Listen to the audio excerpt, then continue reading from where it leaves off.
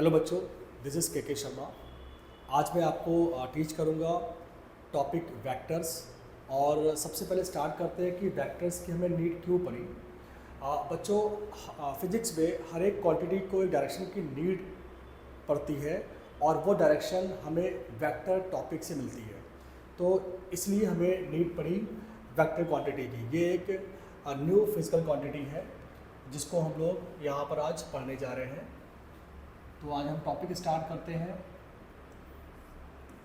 Vector. तो vector में सबसे पहले दो क्वांटिटीज आती हैं। Number 1 scalar quantities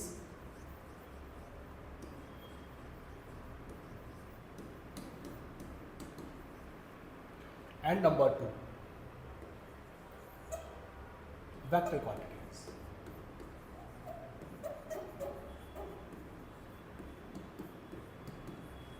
vector quantities.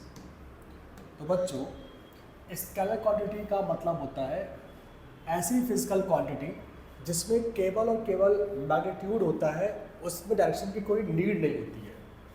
Those physical quantities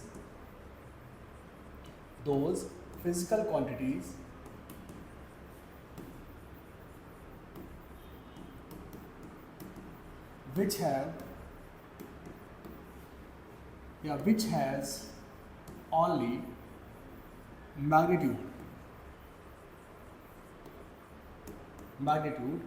and no use of direction.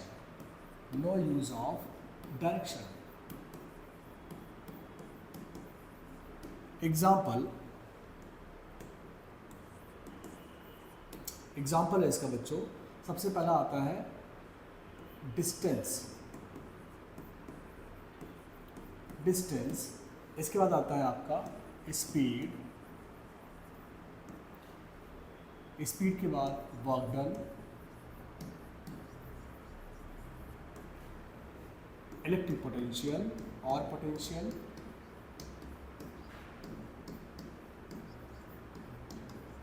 etc। है तो बहुत सारी जो कि आप 11-12 दोनों में पढ़ने को मिलेगा। फिर इसके बाद आता है बच्चों वेक्टर क्वांटिटीज। ऐसी फिजिकल क्वांटिटीज जिसमें मैग्नीट्यूड एंड डायरेक्शन दोनों की नीड पड़ती है। ठीक है, those physical quantities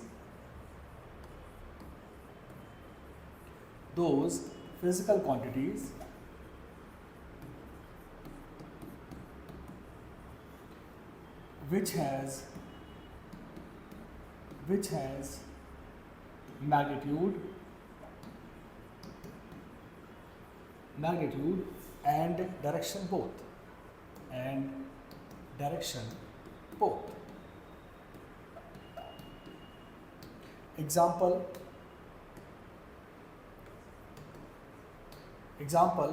displacement,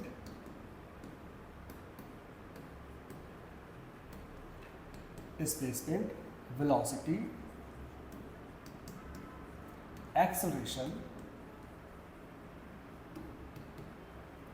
force, etc।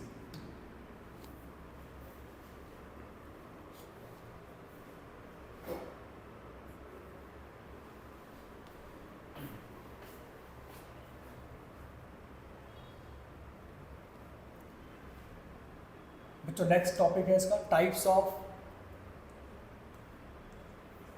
Vector quantities.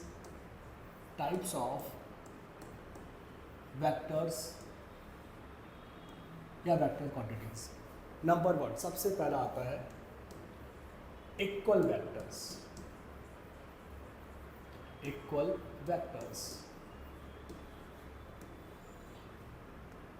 Vectors क्या होते हैं? अगर कोई दो फिजिकल क्वांटिटीज की मैग्नीट्यूड और डायरेक्शन दोनों ही सेम है,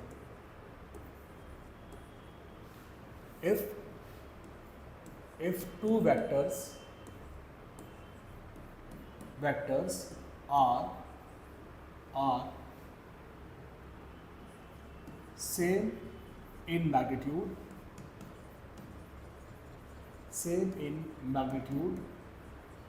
and direction both, and direction both called equal vectors,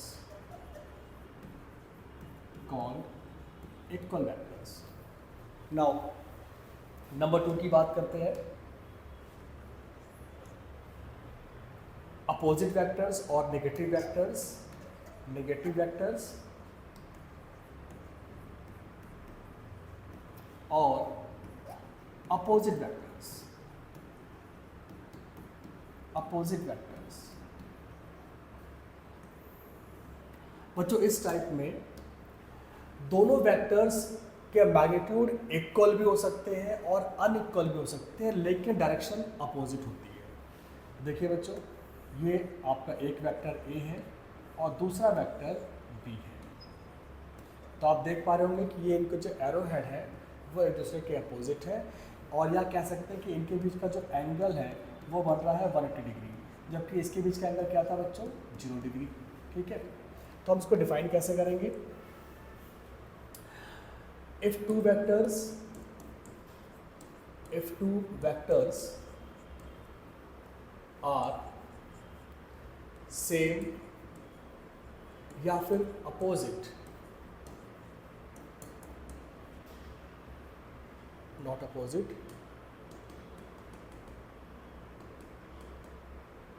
are equal or unequal magnitude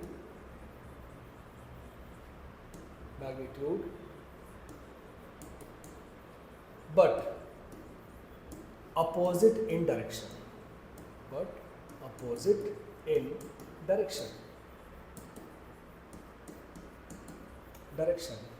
called negative vectors,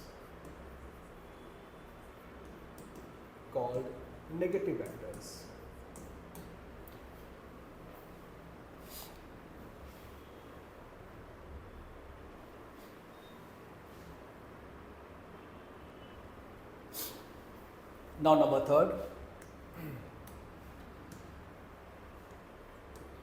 zero vectors,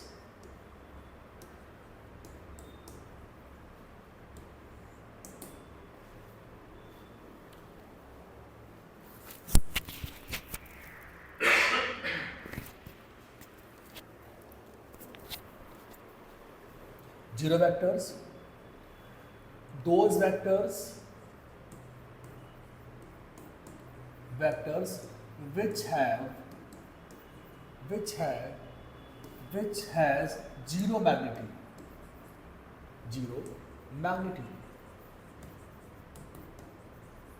is called zero vectors। Means कोई अगर वेक्टर ए है तो उसका magnitude हमेशा 0 होगा, हम इसी को नल वेक्टर भी बोलते हैं, null vector. And fourth one is a unit vector. तो जैसा इसका नाम है यूनिट वेक्टर, इसका मतलब ये हो गया कि उसकी मैग्नीट्यूड जो होगा वो 1 होगा।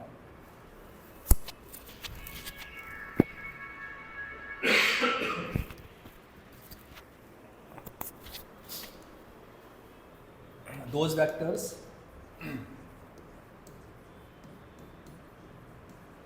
which has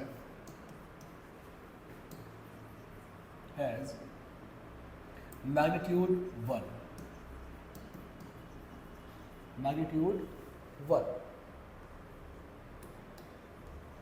is called a unit vector।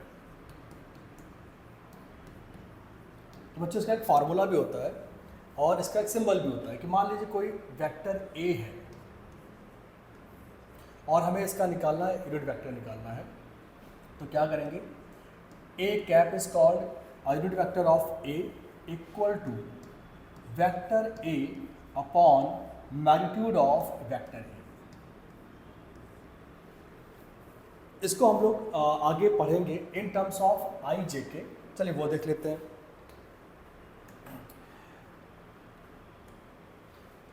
Unit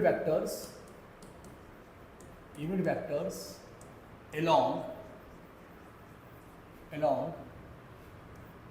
2 or 3 dimensional axis,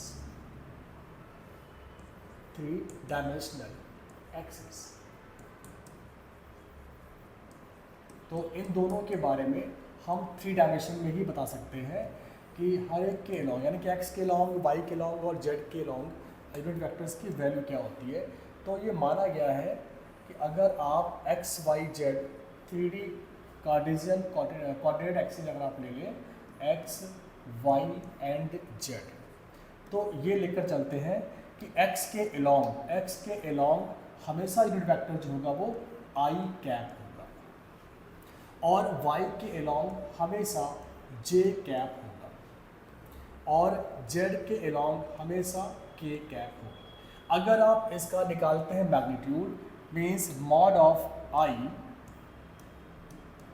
तो ऑलवेज 1, मॉड ऑफ j तो ऑलवेज 1 और मॉड ऑफ k ऑलवेज 1। ये आगे बहुत यूज़ होने वाला है।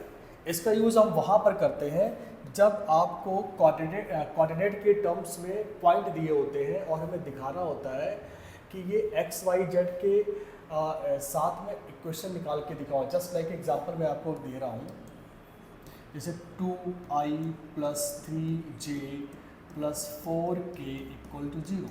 तो इसका मतलब क्या हो गया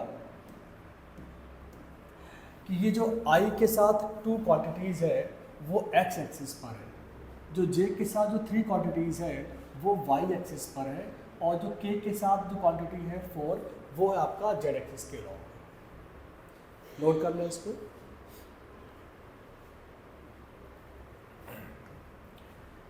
इसके बाद आते हैं हम लोग 5th टाइप पर,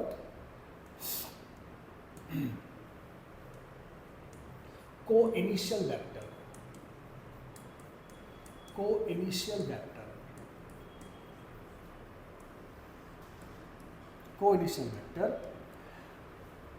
ऐसे सारे वेक्टर्स, एक या एक से ज़्यादा वेक्टर्स का ऑरिजिन पॉइंट अगर हम सेम ले लें, if 2 or more vectors have same initial point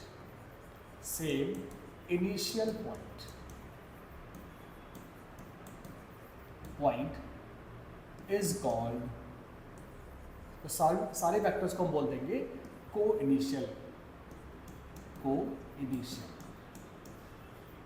vector. आप को-इनिशियल को कह सकते हो, इसको आप कह सकते हैं कॉमन इनिशियल पॉइंट। यहाँ पर को का मतलब है कॉमन, ठीक है। अब देखो इसका डायग्राम कैसा बना सकते हैं। मान लीजिए पॉइंट O है, तो अब हम ड्रॉ कर रहे हैं वेक्टर्स, तो vector A, vector B and vector C। देखो एक से ज़्यादा वेक्टर, 2 से ज़्यादा वेक्टर्स हो गए, तो इनका देखो हर एक का सेम इनिशियल पॉइंट है। नाउ नेक्स्ट नंबर देखिए 6th,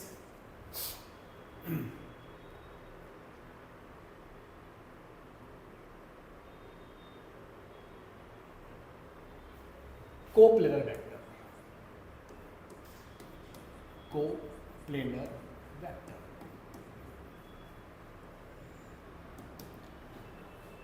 तो इसके नाम से आप जान सकते हैं, को मतलब कॉमन, प्लेन मतलब एक ही प्लेन में। जैसे कि ये एक हमने प्लेन बनाया, इस प्लेन में आप जितने वेक्टर्स फॉर्म कर सकते हैं, देखिए A, B, C, तो ऐसे सारे वेक्टर्स जो एक ही प्लेन में रख दिए जाए, तो इन सभी वेक्टर्स को बोल देंगे coplanar vector.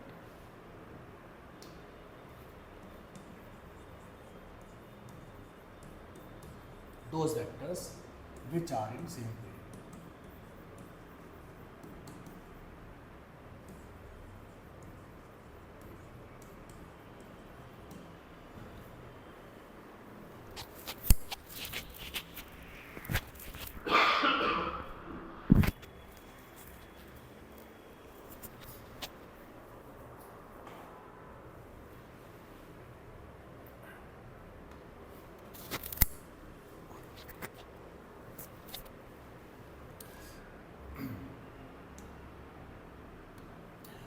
And next one is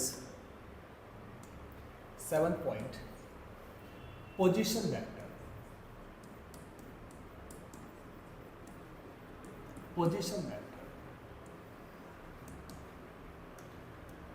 हम क्या करते हैं, 2 डायमेंशनल एक्सिस ड्रॉ करते हैं, एक्स वाई, ये इसका ऑरिजिन, और हमने इसमें प्लेन में, ये भी प्लेन ही है, हमने एक पॉइंट पी ले लिया यहाँ पर। इस पी की डायरेक्शन को बताने के लिए, डायरेक्शन ऑफ पी बताने के लिए हम क्या करते हैं, इसके ऑरिजिन से इसको मिलाते हैं, ठीक है, इसके ऑरिजिन से इसको मिला दिया, तो OP is length of vector P, vector P, ठीक है। तो हम कह सकते हैं ये है आपका वेक्टर P, ये वेक्टर P है, और OP is also known as position vector, position vector. तो इसको हम चाहे तो ले सकते हैं R, एक अलग नाम दे देते हैं R वेक्टर, तो ये लिख दिया हमने R vector, so R is called position vector. Next 8th one is displacement vector लेते हैं। सो डिस्प्लेसमेंट वेक्टर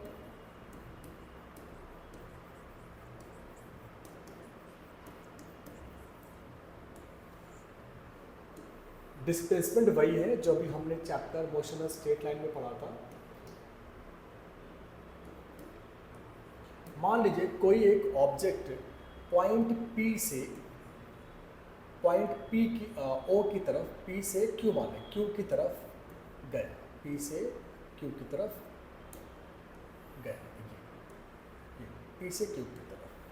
तो अगर हमें PQ डिस्प्लेसमेंट निकालना हो, अगर PQ वेक्टर निकालना हो, जिसे हम बोलेंगे डिस्प्लेसमेंट वेक्टर, तो इसका मतलब ये हो गया कि डिस्प्लेसमेंट में क्या होता है, final position minus initial position होता है। तो चलो पहले एक काम करते हैं, इन P और Q का हम फाइंड करते हैं पोजीशन वेक्टर। तो पोजीशन वेक्टर ऑफ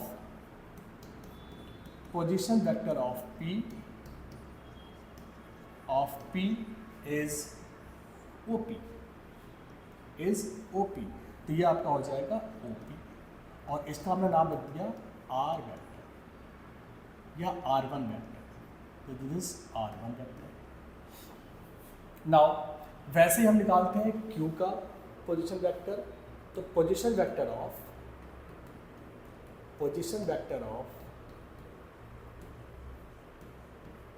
Q, तो O से Q को मिला दिया, और इसका नाम रख दिया हमने R2 vector, so OQ is R2 vector, और हमें निकालना है डिस्प्लेसमेंट वेक्टर।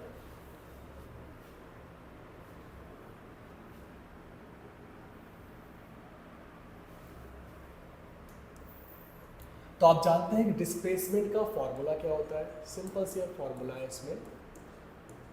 डिस्प्लेसमेंट वेक्टर या डिस्प्लेसमेंट का फॉर्मूला क्या होता है, वही यहाँ लगा दो, क्या OQ vector minus OP vector, ठीक है। तो OQ क्या है हमारे पास, R2 वेक्टर, और ये क्या हमारे पास है, OP इज R1 वेक्टर। तो आप कह सकते हैं कि R2 minus R1 vector is a displacement vector, और हम इसको ले सकते हैं, डिस्प्लेसमेंट वेक्टर को डेल R से लिख सकते हैं। तो अब तक आपने पढ़े 8 टाइप के वेक्टर्स, और ये हम बार बार ड्रॉ कर रहे थे, हर वेक्टर में एक स्ट्रेट लाइन ड्रॉ कर रहे थे, जिसको हम बार बार वेक्टर बोल रहे थे। तो चलो अब इसको थोड़ा समझ लेते हैं कि हम किसी भी वेक्टर को कैसे रिप्रेजेंट करते हैं। The next topic is representation of vectors, representation of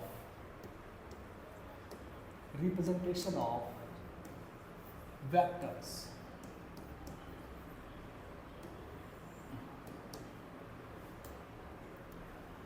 तो हम करते क्या है कि किसी भी फिजिकल क्वांटिटी का जो मैग्नीट्यूड होता है, उसी मैग्नीट्यूड की लेकर के हम लोग एक लाइन ड्रॉ करते हैं, एक लाइन ड्रॉ करते हैं उसी लेंथ का, ठीक है।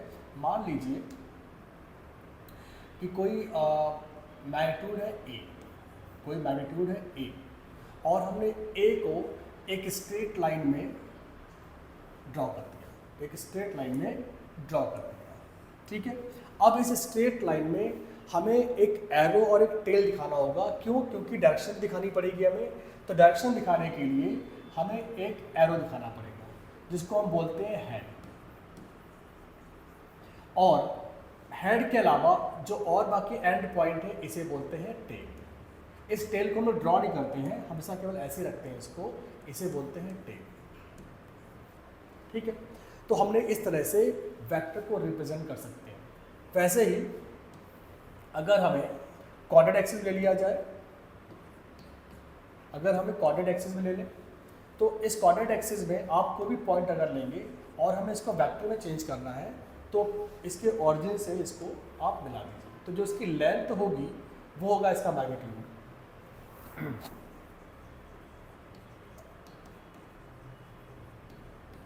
ठीक है। और जो इसका हेड होगा वो पी की तरफ, ये शो करें, डायरेक्शन शो करें।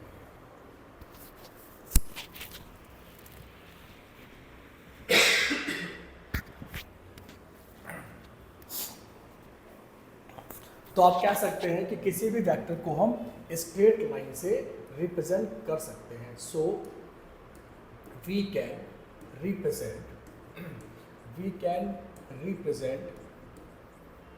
a vector in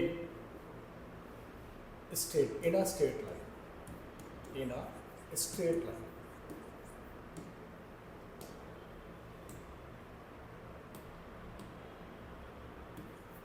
in a straight line। अच्छा, अब इसके कुछ रूल भी होते हैं, ठीक है। रूल क्या होते हैं? Rules of vector representation.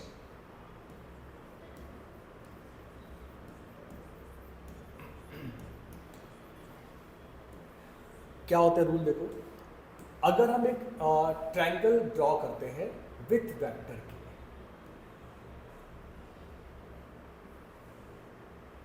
ये कुछ इस तरह से ए बी एंड सी, ठीक है।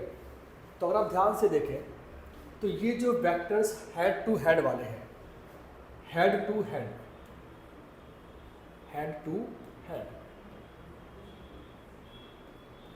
दे आर ऑलवेज इन अपोजिट, ये हमेशा अपोजिट होते हैं।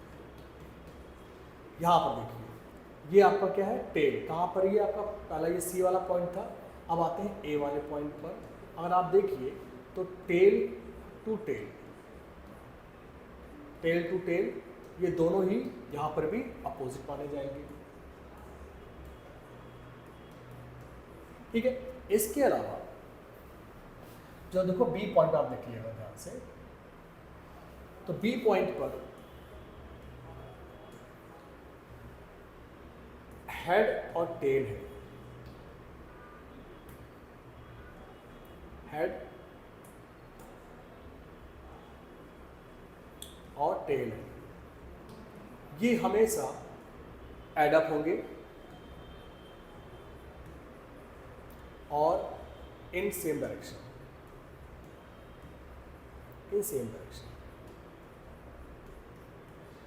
ठीक है। तो ये वाले अपोजिट वाले क्या होंगे? ये सब्ट्रैक्ट होंगे।